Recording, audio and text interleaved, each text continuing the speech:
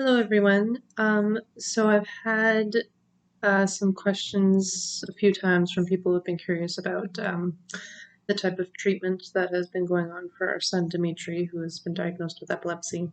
So I figured I was going to make this video to basically do a quick rundown on everything that has been attempted so far and where we are at today.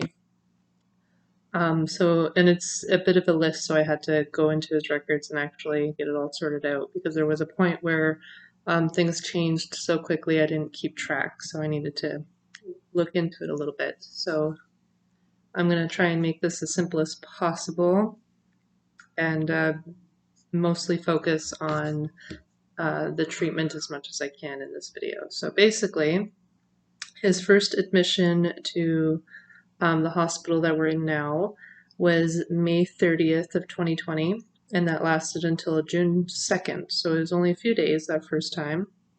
And the medication that they decided to prescribe for that first time is generally known as Keppra. And it's just like most of the medications that he has are basically to treat different forms of epilepsy, convulsions, seizures, those sort of things. That's pretty well what all of these medications I'll be naming off are generally used for. So the first one that they set him with up was Keppra. I was explained that it's a fairly safe medication to use, so it's one of the first ones they like to try, especially with young children. And also, you can use quite a bit of it. Like the neurologist at the time had told me, you can't even really overdose on it, so you can use quite a bit of it, and it won't really cause any damage. So that was the first one we tried. And then for a rescue medication, they had prescribed lorazepam, otherwise known as adavan. And we did actually end up trying that a little later on June 30th, we tried it. So it was just this little pill.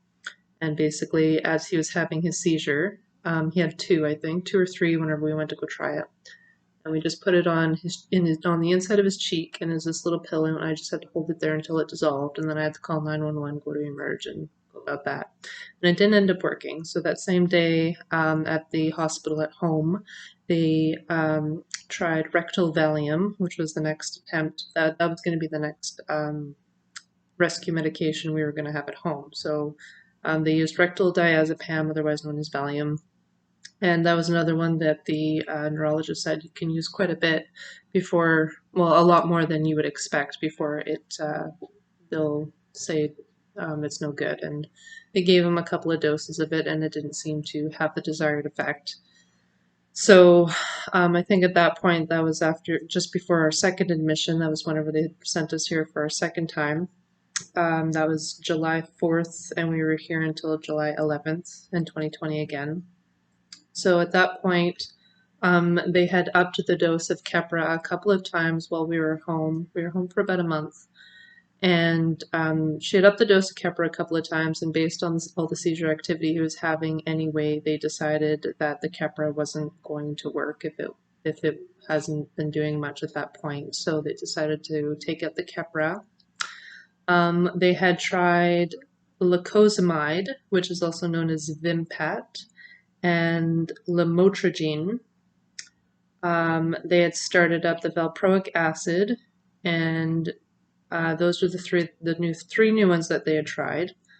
It was a bit of a process. I'm not going to go into all the details between what came first, but in the end, we only ended up with the Valproic Acid. We found that I think it was either the lamotrigine or the lacosamide had ended up causing some pretty bad hallucinations. So for one night, he was having a lot of fun that night, and it was kind of like he was drunk and he was seeing something and he was giggling and jumping around and all these things, and it was kind of funny, but like he just would not go to sleep. It went on all night, and then whenever he passed out for a bit, woke up the next day, and then it just turned into absolute terror. Like for over a day, he was terrified and screaming, and like he needed to be consoled, and he was holding on to me so tightly, screaming because he was just terrified of everything, and that was a really rough day. So needless to say, those medications were cut. I forget which one it was that caused the hallucinations, but it was one of those two. But those were both cut, and we moved on to the Valproic Acid, which was also a liquid form, and we had midazolam, which I have yet to try, as a nasal. It's used for intranasal for rescue medication. We don't know if it works yet because we haven't tried it. It's been a bit of a process for that too. I'm not going to go into too much detail about that right now. But either way, we were sent home July 11th from July 4th to July 11th. So we were here for about a week on that one. So that was a fun visit. So we were okay again for a little while, and then the seizure activity started to pick up again. So we ended up coming back, being admitted again August 2nd, and we were here until the 22nd. So we were here for almost for the bulk majority of the month of August. We were here. And the reason is because at that point they decided that they wanted to start the keto diet. We were going to end up coming back to start the keto diet anyway, but his seizure activity had picked up, so we came back sooner. So they started the diet a little bit sooner than they were going to. And they want to do that in hospital because there can be a lot of complications starting up. I'm going to make a whole video about the keto diet later because that's a whole thing all on its own. But we started the keto diet, and with the keto diet, we needed to change the valproic acid liquid to a pill form because the liquid had sugar in it. You can't have that with the keto diet, and the pills needed to be swallowed. They couldn't be crushed or chewed because they were coated, and that became a problem. So we had a couple of days where he was practically in this like coma state. He was constantly having these myoclonic jerks, so he was just constantly doing this all the time. So we had him on an IV drip, and what happened was we had to switch his valproic acid to something called Divalproex sodium, which is still technically valproic acid, but it comes in a sprinkle form instead. So they put them in the little plastic pills, and you can open them up and put the sprinkles on the food or whatever, but that's another one that they prescribe to go with the keto diet. And it takes a couple of days to get that stuff because apparently it needs to be special ordered. It's not recognized as an actual medication in Canada and this, that, and the other. So that was a bit of a process. So for a couple of days, he was in this state of just constant myoclonic jerks, and he was on an IV version of the valproic acid at the time, which apparently isn't as effective as the oral. So once we got the oral sprinkles going, he started to pick up after a couple of days pretty quickly. And then we also started using Clobazam to go with it. So that was a really long 3 weeks, needless to say. But he handled the diet really well. We got him all back to normal. So we were sent home with the keto diet, the new Valproic sprinkles, and the Clobazam. And we were home for about a week seizure-free, and then the seizure started up again, and we were home for about a week with seizure activity until they decided, okay, we obviously can't get this under control at home.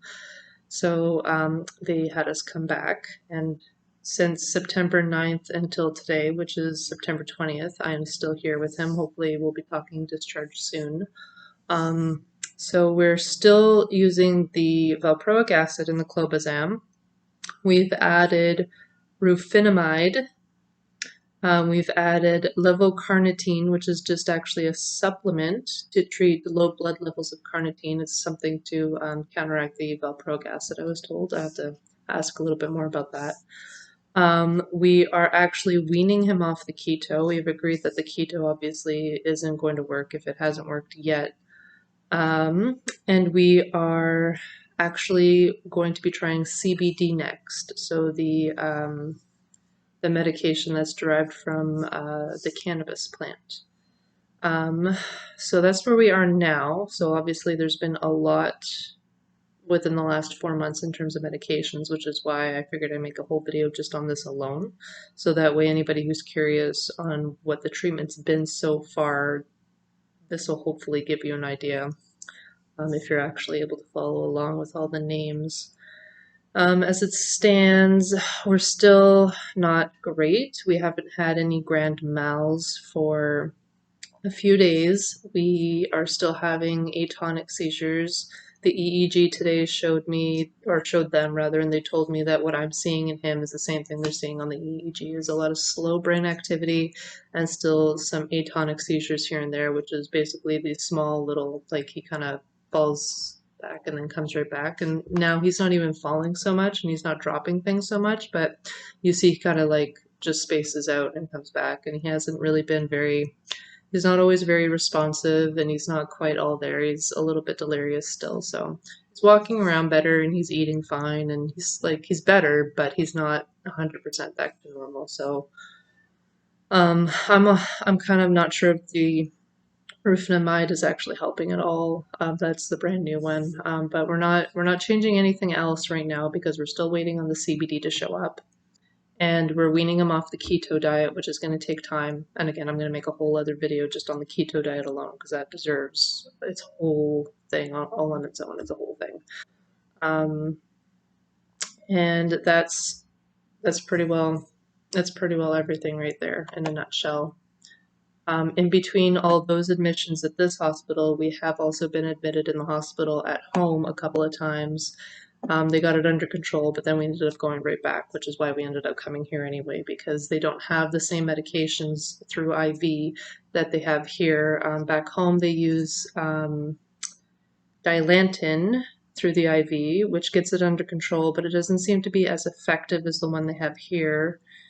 Which is phosphonitoin is the one that they'll use here. And once they get that in, he seems to be under control. We tried IV midazolam for a few days. We were in ICU for that one because apparently it can cause some issues, so they want him in ICU to make sure he's okay. And he was on it for 3 days on the EEG and everything all at the same time, and that was a nightmare. He was just screaming. For some reason, the midazolam was just having this really bad effect on him where he would just scream and he was unhappy through a lot of it.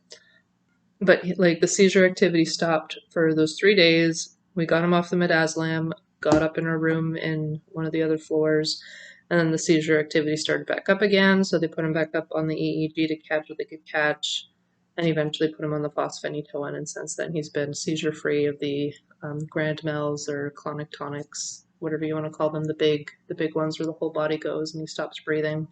And since then, he's just been having some atonic and slow activity.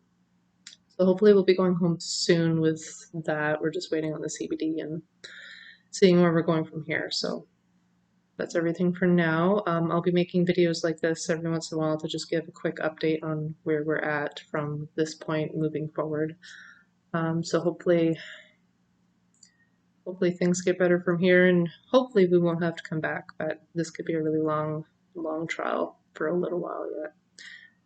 If any of this is helpful to you, please subscribe, like our videos, comment if you have questions or anything, and I can talk about them in the next video. Yeah, and all that stuff. Thanks for watching. Thank you for your support, and I will make more of these, and we will eventually have videos of Dimitri up as well, so you can see him and how he's doing throughout this entire journey as much as we can show you.